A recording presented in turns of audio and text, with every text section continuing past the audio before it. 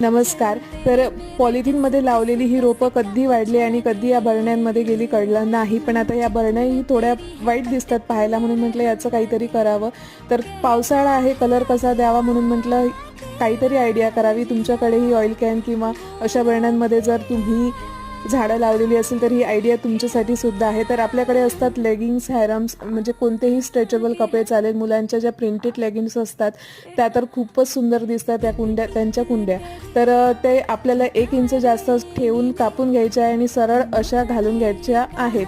Stretchable कपडा याच्यासाठी की जसा आकार असेल त्या बरण्यांचा तसा आकार तो कपडा घेतो म्हणून. आणि याला थोडी फोल्ड घालावी लागली कारण ही थोडी आकाराने लहान होती.